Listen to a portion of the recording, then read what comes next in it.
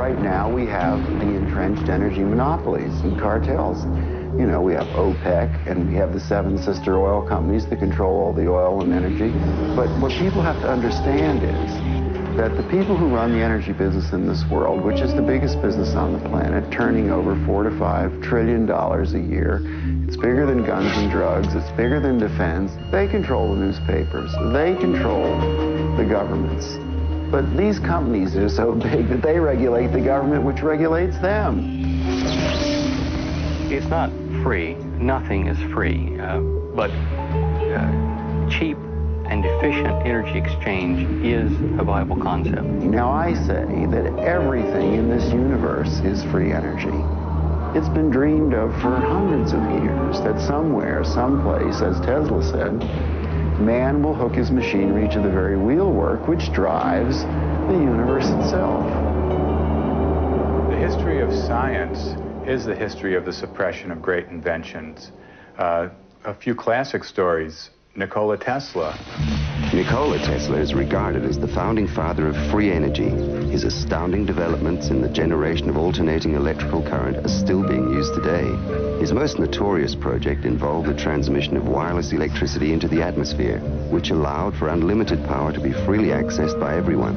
When his financial backer, J.P. Morgan, realized that this power system could not be metered, all funding was immediately withdrawn. Tesla's electrical broadcast towers were dismantled, and through Morgan's many close connections with the media and government, Tesla's career was destroyed.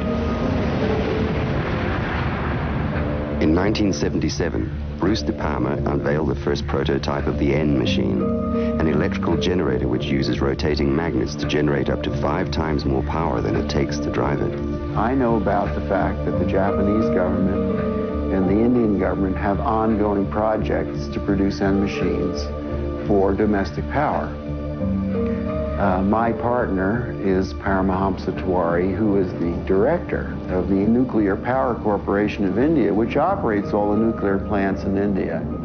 In late 70s, I learned from Bruce De Palma that he had carried out certain crucial experiments by rotating electromagnets. Tiwari tested a prototype based on De Palma's N machine under laboratory conditions. The results were deemed too impressive, causing disbelief and suspicion among conservative government officials and the power consortiums that backed the project. Tiwari was forced to abandon the project completely. It's a major breakthrough that will no doubt make motorists happy. And as Ralph Robinson explains, the Pentagon is also showing lots of interest in this project. U.S. inventor Stan Myers released his water-powered car engine in 1988. The Pentagon flew a lieutenant colonel in last week to look at Myers' invention. There's talk of possibly using it in the Star Wars defense program and to run Army tanks. Myers found it virtually impossible to secure financial backing after certain Pentagon officials paid him a visit. A number of similar inventions were developed and tested all around the world. My best friend was killed over this matter. There's a chap here, about 10 minutes away from here, driving. He has been running his car on water since 1986 with the government's permission, provided that he keeps his mouth shut. And with regular intervals, using his own words, they keep warning him to keep his mouth shut. One of our colleagues who have been running car on the water for the 10-year period now, he reckons that it's 26 times more powerful than petrol.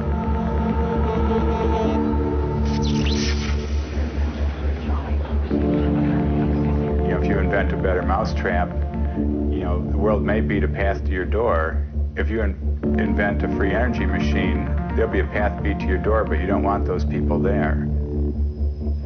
One of the pivotal people that I encountered early in my career was Edgar Mitchell, the astronaut. Liftoff. Edgar J. Mitchell, an Apollo mission astronaut, founded the Noetics Institute in Southern California. The Institute's charter was supposedly to develop alternative energy systems by attracting inventors from all over the country. Mitchell became extremely interested in De Palma's N machine. He made De Palma a paltry offer to buy out the invention, which De Palma naturally refused. He said to me that if I ever tried anything on my own in California, I would get my head blown off. So I was scared to death. The CIA operates through various very innocent-looking fronts to find out what people are thinking and what they're inventing. Now, what's more innocent than a benign institute founded on transcendental principles to help New Age inventors bring free energy into the world? And that situation still exists in the United States today, where a person that really understands what's going on just can't get their idea out because the alternative science and medical fields have been co-opted by the intelligence services. And he converted this little engine to run on water. This is many, many years ago. And he used it for several years. And somehow the news got out, and one day he got visitors, and he was told to dump the engine or else. 3 weeks later, the man was dead. And the coroner's finding was that he fell off the back of a train. He was drunk. Now, it happened that he didn't drink. Even Dr. Townsend T. Brown, the electrogravitic research scientist, has on his 16-millimeter film of his lab test, which we've got here, he has guys with the black suits and black hats come into the place. You can see where the legends come from. I mean, these guys come in and they look like, you know, Bad Bart to Black Man. I mean, it's classic, and these things do happen. There is no progressive science in a world where every scientific idea is evaluated for its military potential. Power, or energy, and control of energy equals power in the new world order that is emerging. If you control the energy, the way we get around, the way we get electricity, the way we have our TVs and video cameras and stuff, if you do the control of the energy, then you've got control of the people.